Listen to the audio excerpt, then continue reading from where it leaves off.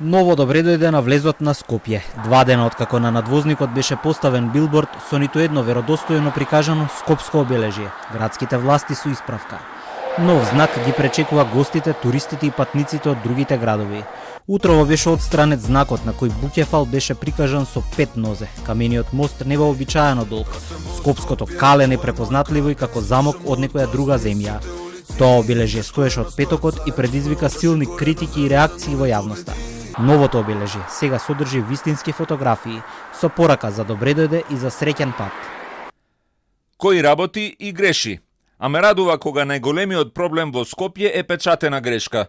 Опозицијата очигледно нема ни една сериозна тема, па се занимава со ниски страсти. Ако нашиот најголем греф е печатена грешка, тогаш сме на одличен пат. И за да нема дилеми, корекцијата градот не го чини ништо и трошоците се на компанијата изработувач која го постави преку јавното предпријатие улици и патишта. Ѓоргиевски вели дека фирмата која го изработила отстранетото обележје е електроизградба. Вкупната вредност за изработка и производство на обележјето е 48.000 денари. Предходно градоначалникот посочи дека во финалното дизајнерско решение е направен пропуст од страна на дизајнерот и веднаш по утврдувањето на грешката е наложена незина корекција. Веднаш по објавата на Ѓоргиевски за промена на обележјето на влезот на градот, реакција стигна од опозицијата од албанскиот блок.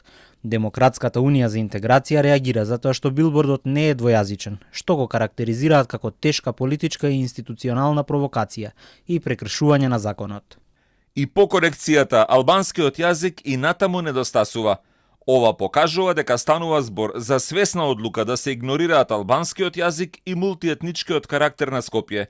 Доколку законот не биде спроведен, ќе ги преземеме сите правни, институционални и демократски мерки за заштита на албанскиот јазик и достоинството на албанците.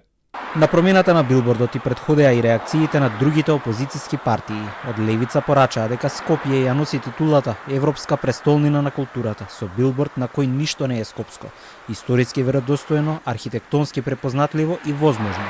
Од СДСМ порачаа дека тоа е срам за Скопје, кампања со слики генерирани со вештачка интелигенција, без реални резултати.